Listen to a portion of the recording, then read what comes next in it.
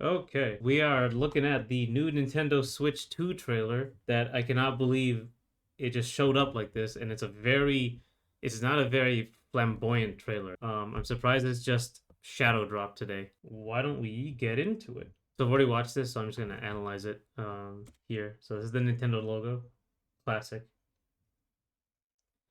That's how you know it's real. And this is the regular Switch, and it's really just gonna show the comparison. Um, so that's so it basically just gets bigger, and now it has a new look, I guess. New slots. That's where the controllers are, and I have a regular Switch here. So it's my Switch, and it shows the bottom of it, and it has a USB port, and all these other things. These two little slots that go nowhere, and this slot on the back is probably just to guide the Switch into the dock because that's what's over here too. Those two things on the side don't exist on the regular Switch. I think these are the speakers now. The speakers were behind the Switch, basically on the back of the Switch, uh, right here and here. But now they look like they're on the bottom, and we'll see why it's moved from the back in a second. So this is the top of it, and I think it's the top because the power and volume buttons are in the same place. This black button here, that's new. That's the heat vents coming in. This headphone jack that exists there too. Um, New big thing, the USB on the console. There's no USB on this console, regular USB. There's two USB ports on the dock and one on the back of the Switch dock, but not on the console itself. So that's good. One small note: this thing on the right or the left, I thought it was another button, but it's a rubber foot. Give it more grip when it's on a desk or something.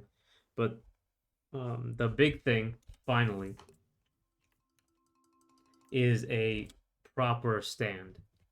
So this stand sucks. This is a very, very bad stand. It's flimsy. It I constantly think it's gonna break. I don't even want to play with it right now because I think it's gonna break. For some reason, it has the SD card underneath it. That's unrelated, but just it holds it up, but I just can't like it can't you can't move it. It's only on one side, so it's not even a stable thing. This is what I want. I want the kickstand, a proper stand, and you can see on side on the top there's the game card area, and it can bend really far down. So now we get to the controllers, obviously bigger, and that rumored C button underneath the home button. Yeah, that is the new button. Right where I'm pointing is where the new button would be, and that every other button is accounted for except for that button. The second controller, the minus controller, looks the same buttons everywhere. And then we get to there's some color, but we get to the inside, and this stuff, a lot of stuff is new actually. These two buttons on the very end, there are two buttons. One's really weird. This button closest to us is uh is just a regular button, and then on the far end there's a button inside a button. And I guess they just wanted to add like triggers and bumpers because the original SR and SL buttons, they're bigger. Um, in the center, there's a connector. That's how it connects to this switch, by the way. This thing in the center. There's a sync button as well. That's not new. This mysterious hole, square shaped hole. I don't know what it. You can barely see it. There's a metal in there, so it's a some kind of connector. It's not just a random hole. And actually, we'll see if you can barely see it. I think you can barely see it here. No. So if we go back a little bit, that button on the back. You see this? This button was in the leak, and it's probably the release, the the controller release, because there's just a tiny little, tiny button on the back of the Switch One, and that's what the controller release was there. So this is probably a much bigger controller release. A lot of people thought it was like an extra trigger button because it's so big and way more ergonomic, but it's probably just the release button. This one just more colors. Um, we'll actually see something interesting. Okay, oh, we can actually see right there. What is that? This metal thing.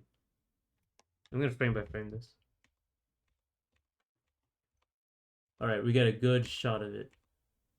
What is that? Is that just another connector? That might be a second connector. That might be just all that is. I've never seen something like that, so unless I'm stupid, which is very likely. What is that? I think that's got to be like a second connector to the controller, to the Switch, but we'll get there in a second. I don't see that anywhere. And you can see the controller release button at the top, but you'll see something interesting here. So these are buttons. Thank you for letting us know. Control stick will work, hopefully no drift. And then here, really fast, there's a, this is the thing to connect uh, the armbands, right? Something I'm noticing is that it doesn't have like an IR sensor, you know? Switch has an IR sensor on the bottom, but anyway, this connects the strap, but also look right underneath that plus button. It's an R and L button. There's an extra button there. You know? I'll go back to it. You can see there's a button there right underneath this area right here. There's some gray. There is a button there, and like so you'll be holding it and you'll be like playing it and it'll be bigger, but those maybe those like buttons on the side. Yeah, these things. Don't worry. Yeah, these buttons on the side, this button kind of works with them.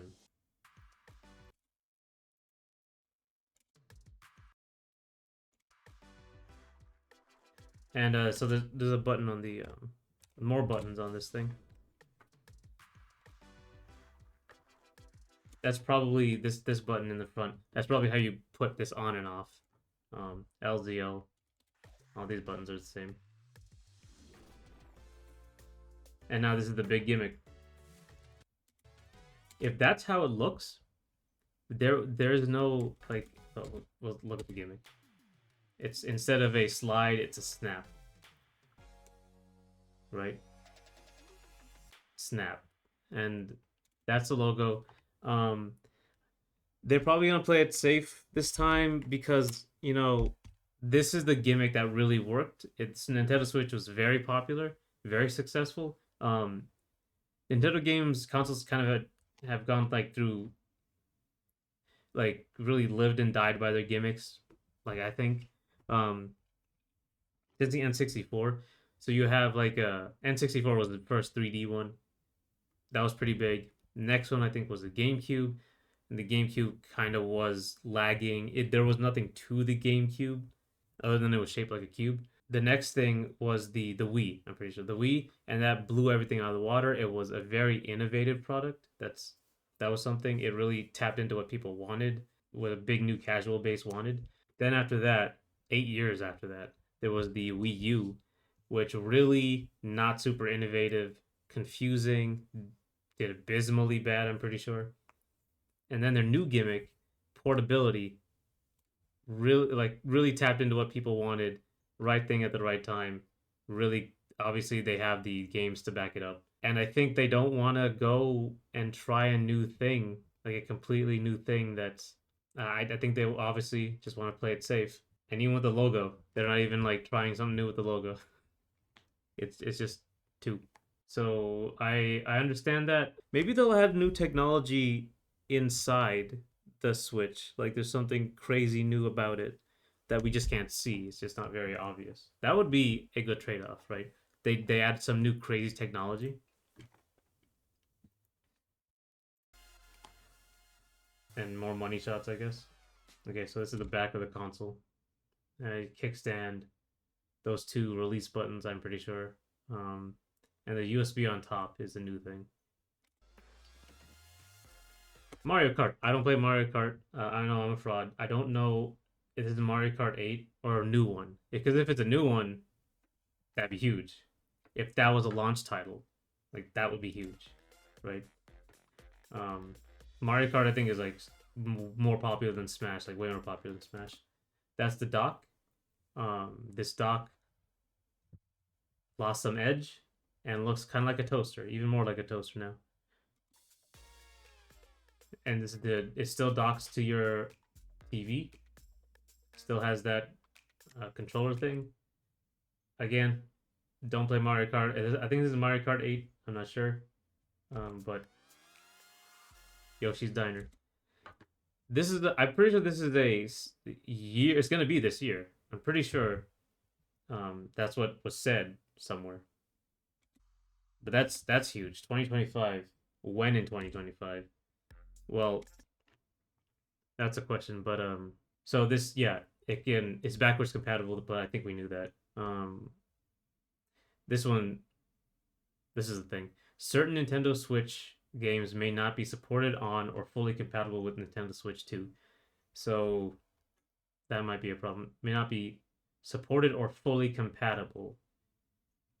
That is kind of confusing. So like is a technology there's technology in the Switch that isn't in the Switch here, or maybe yeah, it's like backwards compatibility isn't simple, so it might not be. They might accept that they're going to leave some games behind. Details will be shared on the Nintendo website at a later date. Well, that's good. So, man, you really see his joy and color drained. There's like a hint of color in the Nintendo Switch too. But I guess this was a version of it. You could buy the all black version, which is the one I have. Just the all black version, and you can just switch out the controllers. E for everyone. Oh, these two games are E for everyone. Okay, yeah, that makes sense. I thought it meant everything on the consoles E for everyone. So here's the big one. Where the next time looks like we're gonna get news. Big news is April 2nd on a Nintendo Direct, and I'm pretty sure they chose April 2nd and not April 1st, so you didn't think this was a joke. I think like it's gonna be holiday. If it's gonna be April 2nd, Nintendo Switch Direct, then pretty sure they're gonna go for holiday because are they gonna release in the summer? That might be a thing. I think they're gonna go for holiday. Holiday would just like sell crazy. Pretty sure that's the whole thing. Oh yeah, it's a big one. The Nintendo Switch Experience, series of hands-on events held around the world. No chance they're coming here. They might go to Atlanta, so we'll go there. For more details, please check the official Nintendo website. I hope it's in Atlanta or somewhere in the south. If it's in the south, it's probably going to be in Atlanta, or Florida. That would be a problem. But I do want to see it. But the main thing I want to see is like what's their launch title. That's what I want to know. Was that Nintendo? Was that Nintendo? Mario Kart. Was Mario Kart the launch title? Because I think that would be huge. Mario Kart's very big. Mario Party is also really big. But I think like we got a Mario Party recently. Mario Kart is kind of primed, I think, for a new game.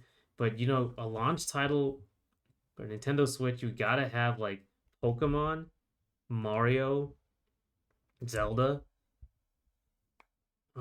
But I think for me personally, I think the big knockout, like knock everyone off of their feet announcement would be if Sakurai just shows up to that direct. Yeah, if he just shows up, Smash 6 for a launch title would be absolutely insane because he did say he was making a new game. He didn't say what it was, I don't think, but he did say he was working on a new game. If he even just like announces that Smash will be coming to Nintendo Switch in 2026, that would be that would be pretty crazy. Um, like Smash 6. That's my cope. My absolute copium. I'm snorting here. Um, because that would be that would be a launch event. That would be humongous. Like people thought Smash was dead. We haven't had new Smash, no new news of Smash, no new hints of Smash after Ultimate Fighter Pass 2. And like it was like, this is done. Sakurai has retired. He did his last promise to Iwata. That whole thing ended. If he comes back, insane. Insane. I think that should be a launch title. I'm hoping. Maybe I don't like plugged into news anymore, so maybe I missed all of this. I missed they said they were gonna do Nintendo Switch. They're never gonna do Smash. I don't know, but I hope so. Um, but yeah, what launch titles do you think are gonna come on this thing? Man, huge.